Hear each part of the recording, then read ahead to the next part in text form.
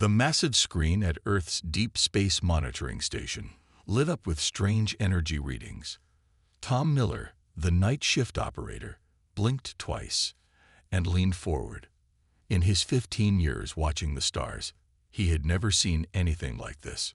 "Sir," he called out, his voice shaking slightly, "you need to see this." The readings were coming from just beyond Pluto's orbit. Whatever it was big, really big, and it was moving fast. Captain James Walker arrived at the station within 30 minutes of getting the call. The veteran Space Force commander's weathered face showed no emotion as he studied the data. But inside, his heart was racing. They had prepared for this day, but now that it was here, everything felt different. "Send the alert," he ordered, his voice steady despite the tension in the room. Code Black. This is not a drill. Within hours, military bases worldwide went into high alert. Underground bunkers, hidden from the public eye for decades, hummed to life. In secret facilities across the globe, soldiers and scientists who had trained for years for this moment began their final preparations. The first transmission came 3 days later. The massive alien ship appeared on every screen, every phone, and every display device on Earth. Its design was both beautiful and terrifying. All smooth lines and gleaming metal, stretching for what looked like miles. The being that appeared on screen was humanoid, but clearly not human. Admiral Vale of the Galactic Empire stood tall, his metallic skin reflecting the light of distant stars. "People of Earth," the translation systems rendered his words in all Earth's languages simultaneously.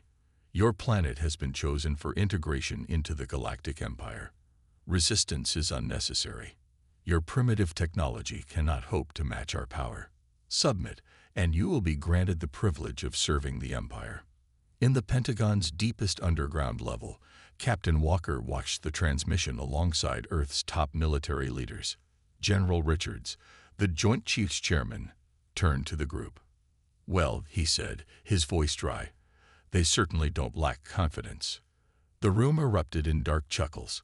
They all knew something the Empire didn't. "Their scans show exactly what we wanted them to see," Dr. Wilson reported, looking up from his tablet. "They're reading mid-21st century technology levels. No indication they've detected any of our real capabilities." Walker nodded. The deception had worked perfectly. For the past 50 years, Earth had maintained a careful facade of technological development, always keeping their true advances hidden. Every satellite, every visible piece of technology, had been carefully designed to appear decades behind what humanity had actually achieved. "They're sending a scout fleet," announced Colonel Roberts, monitoring the deep space feeds. 5 ships matching the energy signature we detected earlier. The assembled leaders watched as the Imperial ships entered the solar system. Their formation was perfect, their technology impressive, by normal standards. But to the hidden sensors in Earth's defense network, they might as well have been sailing ships trying to attack a modern navy. "Should we show them?" asked General Richards, looking at Walker. "Give them a taste." Walker shook his head. "Not yet. Let them come closer. Let them think they have us completely outmatched.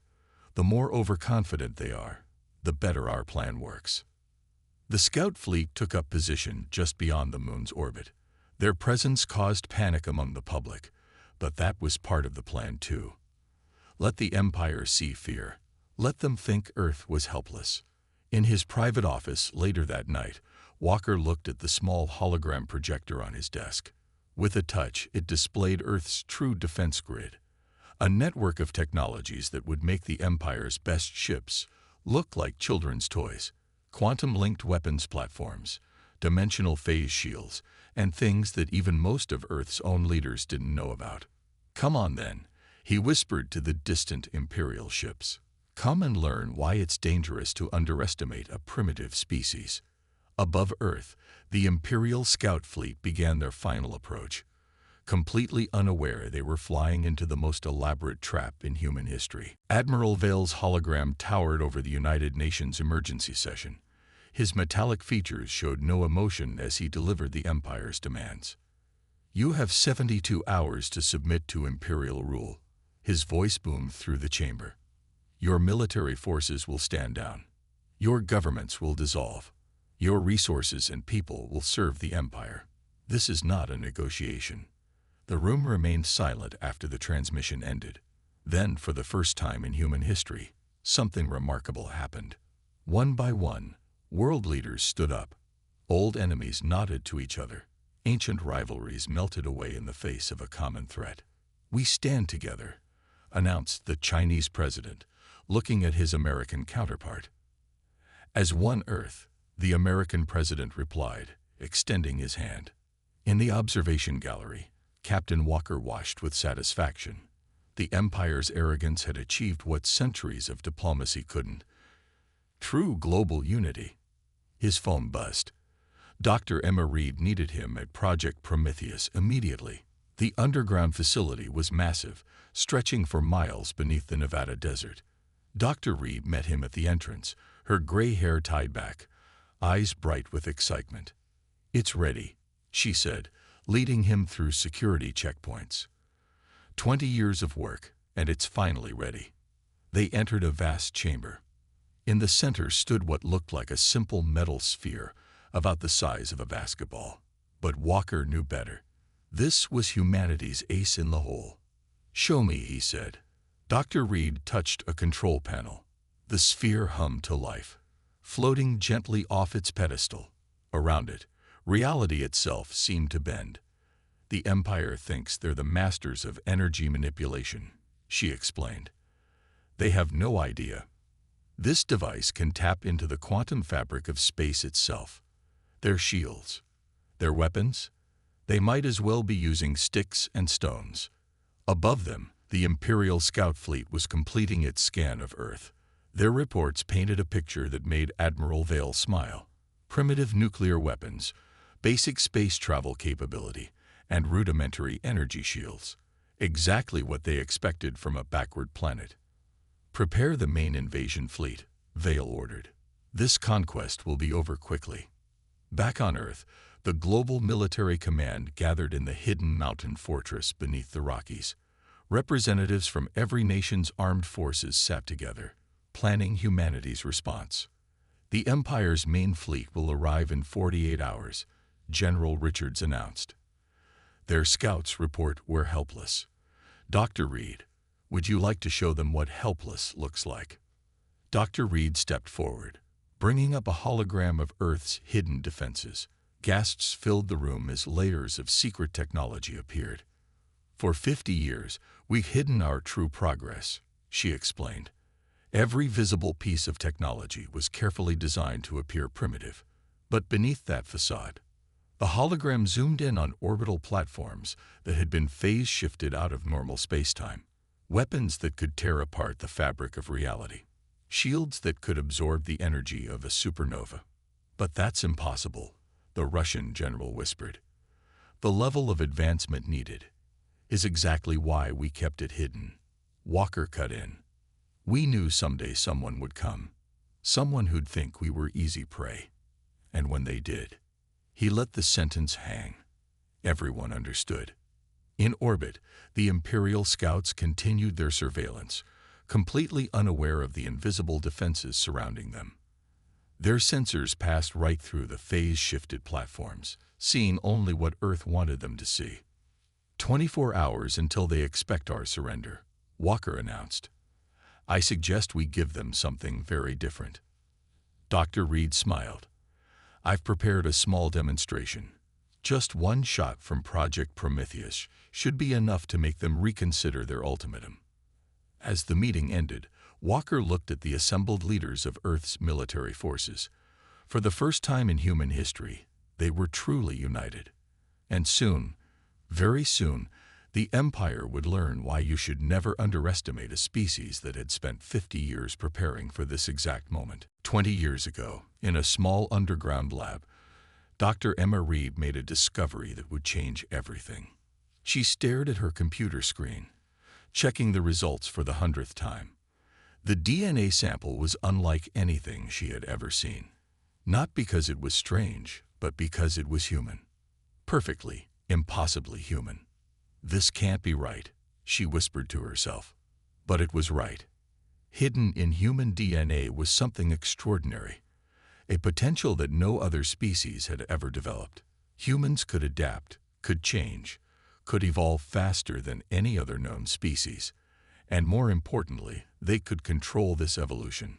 Now, 20 years later, Dr. Reed stood in the main chamber of Project Prometheus, explaining this discovery to the world's military leaders. "We didn't just build advanced weapons," she said, gesturing to the floating sphere. "We changed ourselves, carefully, slowly, but definitely. Each generation of humans has been getting stronger, smarter, more capable. The Empire has no idea what they're really facing." Captain Walker watched the faces of the assembled leaders. Some showed disbelief, others showed fear, but all of them understood the importance of what they were hearing. "Show them," Walker said quietly. Dr. Reed nodded and pressed a button on her control panel. The wall behind her became transparent, revealing a massive chamber. Inside, soldiers trained, but not with ordinary weapons. They moved objects with their minds, communicated without speaking, and some even seemed to bend the laws of physics themselves. "Psychic abilities?" the Chinese general asked, his voice steady despite his obvious shock. "We prefer to call it enhanced neural capability," Dr. Reed answered. "But yes, essentially, we discovered that humans had this potential all along. We just needed to wake it up." In orbit, the Imperial scouts continued their surveillance. Their sensors detected unusual energy patterns, but their computers dismissed them as background radiation. After all, no primitive species could hide anything from Imperial technology. How wrong they were. Deep beneath the Antarctic ice, another secret facility hummed to life. In the Amazon rainforest, hidden generators powered up. Across the Sahara, buried transmitters activated. Earth's true defense grid was waking up. "The Empire thinks they're looking at a planet just discovering space travel," Walker explained to the assembled leaders. "Instead, they're looking at a civilization that has mastered dimensional physics, developed psychic abilities, and prepared for this exact moment for decades." On the main screen, they watched as Imperial scouts passed right through Earth's hidden defenses. The alien sensors were advanced, but they were looking for the wrong things. They couldn't detect technology that operated on principles they didn't even know existed. "But why hide?" the Russian general asked. "Why pretend to be primitive?" Dr. Reed smiled. "Because we learned from history. Every time a more advanced civilization meets a less advanced one, the same thing happens. The advanced civilization becomes arrogant, careless. They underestimate their opponents. They make mistakes. And that's exactly what the Empire is doing now," Walker added. "They think they're hunting sheep. They don't realize they're poking a dragon." In the training chamber, a young soldier lifted a tank with his mind, while another created a shield of pure energy. These weren't weapons of war. They were the next step in human evolution, carefully hidden until the right moment. "We have 18 hours until their deadline," Walker announced. "In that time, I want every hidden facility online, every enhanced soldier ready, every piece of technology we've kept hidden for the past 50 years prepared for action." Dr. Reed touched the floating sphere of Project Prometheus. "When the Empire demands our surrender, they're going to learn something important about humans." "And what's that?" asked the American general. "We don't just fight back," she said, her eyes gleaming. "We win. That's what humans do. We win." 6 hours remained until the Empire's deadline. In the command center beneath the Rockies, Captain Walker studied the holographic display of the solar system.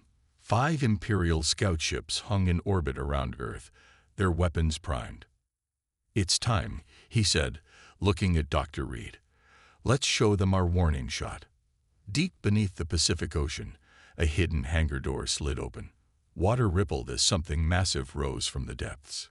To normal eyes, it would have been invisible. To Imperial sensors, It appeared as nothing more than a slight disturbance in the ocean, probably just a whale. But this was humanity's first true space warship, the Thunderchild. Walker stood on its bridge, surrounded by a crew chosen from every nation on Earth. Each of them had been enhanced through Project Prometheus, their minds linked together in ways the Empire couldn't imagine. "All systems ready," reported Commander Lee from the weapons station. Her thoughts flowed directly into the ship's systems, no physical controls needed. "Take us up," Walker ordered. The Thunderchild rose through the atmosphere, completely invisible to Imperial sensors. Their stealth technology didn't just hide them. It made them impossible to detect by any means the Empire knew about. On the Imperial command ship, Admiral Vale was preparing his victory speech. His sensors showed nothing unusual, just another primitive planet about to join the Empire. Then everything changed. The Thunderchild appeared directly between the 5 Imperial ships. One moment there was empty space. The next moment a ship larger than anything Earth had ever publicly built hung in the void. "What is this?" Vale demanded, his metallic features showing confusion for the first time. "How did they?" "Attention Imperial Fleet," Walker's voice boomed across all frequencies. "This is your only warning. Leave Earth's solar system immediately." Vale laughed. "One ship, against 5 Imperial cruisers. Your bravery is admirable, but foolish." "Commander Lee," Walker said quietly, "show them." Lee closed her eyes. Her mind merged with the ship's weapon systems. A beam of pure white light shot from the Thunderchild, striking the smallest Imperial ship. The effect was beyond anything the Empire had ever seen. The ship didn't explode. It didn't break apart. It simply stopped existing. One moment it was there, the next it was gone, erased from reality itself. Silence filled the communication channels. "That," Walker announced, "was our lowest power setting. We have thousands of ships like this one, hidden throughout our solar system. You see 5 Imperial ships. I see 5 targets that could disappear in less time than it takes to blink." On his command ship, Vale stared at the empty space where his scout ship had been. His sensors couldn't even detect debris. It was as if the ship had never existed at all. "Impossible," he whispered. "You're a primitive species. Our scans showed." "Your scans showed exactly what we wanted them to show." Dr. Reed's voice cut in. "For 50 years, we've hidden our true capabilities. We let you think we were primitive. We let you underestimate us. That was your first and last mistake." The Thunderchild's engines pulsed with energy that defied Imperial physics. Weapons that could erase matter from existence pointed at each remaining scout ship. "You have 1 hour to leave our solar system," Walker declared. "If you're still here when that hour ends, we will demonstrate our full capabilities. And trust me, you don't want to see that." Vale looked at his remaining ships, then at the Thunderchild. For the first time in his long military career, he felt something he never expected to feel while facing a primitive species. Fear. "Perhaps," he said carefully, "we should reconsider our approach to Earth." Walker smiled.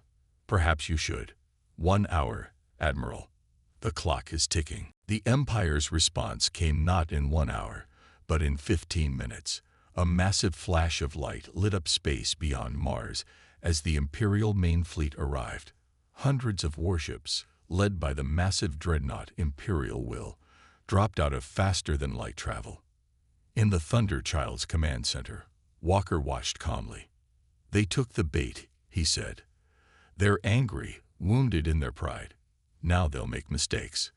Grand Marshal Thane's hologram appeared before them. Unlike Admiral Vale's metallic features, Thane's face was covered in ceremonial battle scars, his eyes glowing with fury. "You dare to challenge the Empire?" His voice boomed. "You dare to destroy an Imperial vessel? Your primitive luck ends now. We will reduce your cities to ash." Dr. Reed, standing beside Walker, smiled. "They still think we're showing them everything we have." Walker nodded. "Let's keep it that way. For now." The Imperial fleet moved forward, Their formation perfect, their weapons charged. On Earth, people watched the sky fill with enemy ships. But there was no panic this time. No fear. They had been prepared for this moment. All hidden facilities, Walker commanded through the global network. Activate. Across Earth, things began to change. The air itself seemed to shimmer as thousands of hidden defense platforms phased into normal space. Each platform was more advanced than anything the Empire had ever seen. In orbit, Grand Marshal Thane watched his tactical display light up with new contacts. Hundreds, then thousands of defense platforms appeared from nowhere.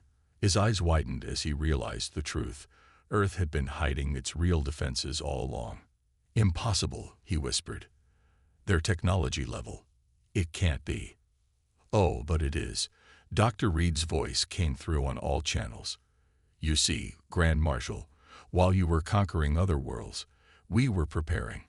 While you were building your empire, we were evolving. Your ships are impressive, but they're just machines. Our technology is part of us. To demonstrate her point, the enhanced humans across Earth's defense network linked their minds together.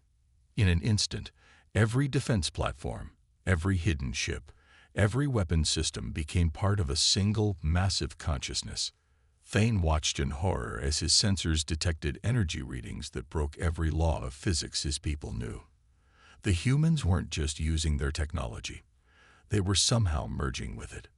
Last chance, Walker announced. Leave our solar system, or face the consequences. Thane's pride won over his judgment. Empire ships, open fire. Show these primitives the meaning of true power. The Imperial fleet launched their attack. Energy beams and plasma torpedoes streaked toward Earth. They were the most powerful weapons in the known galaxy. They never reached their targets. Earth's defense grid lit up. The enhanced humans controlling it didn't just stop the Imperial weapons. They caught them, held them, and turned them to nothing more than harmless light. Impossible, Thane roared. No species can do this. No technology can. That's your problem. Walker cut him off. You think this is just about technology. Project Prometheus didn't just give us better weapons. It changed us, made us more than what we were. Every human on Earth is now part of something greater. To prove his point, 1,000,000 minds worked as one. Earth's defense platforms glowed with power that the Empire's sensors couldn't even measure. The Imperial fleet's strongest shields might as well have been paper against what was coming. You had your chance, Walker said quietly. Now, let us show you what humanity can really do. The sky lit up as Earth's true power was finally unleashed. The Empire was about to learn why you should never push a species that had spent half a century preparing for war. Space itself seemed to bend as Earth's defense grid unleashed its full power. 1,000,000 enhanced human minds worked as one. Their consciousness merged with their technology in ways the Empire had never imagined possible.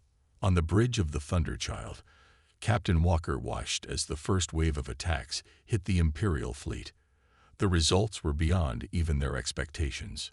Imperial shields, the strongest in the known galaxy, failed instantly. But Earth's weapons didn't destroy the ships. They did something far more impressive. Each blast simply erased sections of the Imperial vessels from existence, leaving perfect spherical holes through their hulls. How? Grand Marshal Thane's voice shook with disbelief. What kind of weapons are these? We don't just shoot energy or projectiles, Dr. Reed explained calmly. We remove things from reality itself. Your shields can't stop that. Nothing can.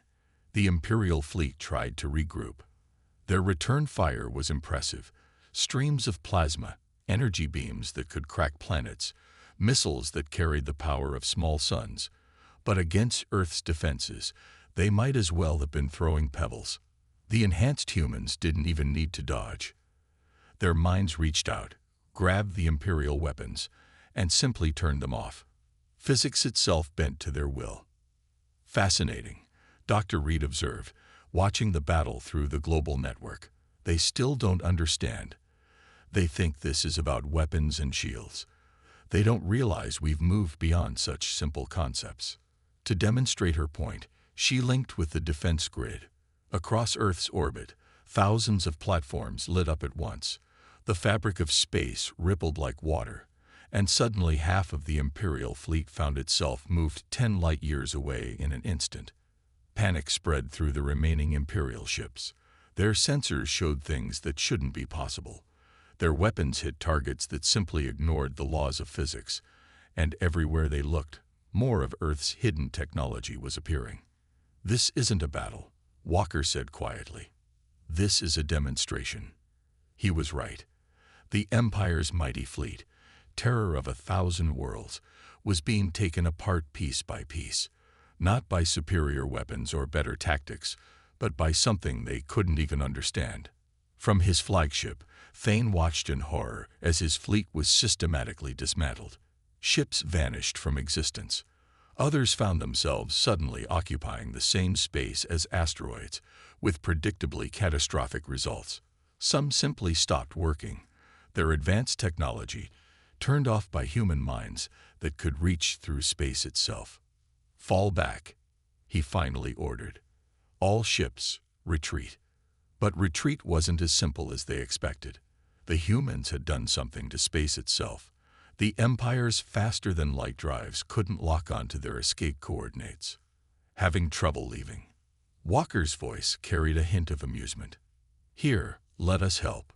The Thunder Child moved forward, its hull glowing with impossible energy. Around it, space twisted and folded. Every Imperial ship found itself caught in a gravitational wave that wasn't there a moment ago. "We're going to send you home," Walker announced. "All of you. And you're going to deliver a message to your Empire." The remaining Imperial ships hung helpless in space as Earth's defense grid powered up one final time. The combined power of 1,000,000 enhanced human minds reached out, grabbed reality itself, and twisted. A massive portal opened in space, a tear in the universe leading directly to the Empire's home system. "The message is simple," Walker said. "Earth is not your prey. We are not primitive. We are not weak. And if you ever return, what you saw today was just a small demonstration of what we can really do." With a final pulse of energy that defied Imperial physics, Earth's defense grid pushed. The remaining Imperial ships found themselves thrown through the portal, sent home to spread the word. Humanity was not to be trifled with. 1 month after the battle, Earth had changed. The skies above every major city now showed the true extent of human achievement. Massive defense platforms floating openly, their surfaces gleaming in the sunlight. The Thunder Child and its sister ships patrolled the solar system, no longer hiding their presence. In the main chamber of Project Prometheus, Captain Walker stood with Dr. Reed, watching a holographic display of the galaxy. Dots of light showed Imperial communications, spreading the news of their defeat at Earth. "The reports are interesting," Dr. Reed said, smiling. "The Empire can't decide if we're gods, monsters, or something entirely new. They keep trying to understand how we did it." "And they won't," Walker replied. "They're still thinking about technology as something separate from themselves. They'll never understand what we've become." The display showed more than just Imperial communications. Earth's sensors, now operating at full power, could see across thousands of light years. They watched as the Empire's grip on its conquered worlds began to weaken. 3 systems have already declared independence," Dr. Reed reported. "They saw what happened here and realized the Empire isn't invincible after all." Walker nodded. "And that's just the beginning." He was right.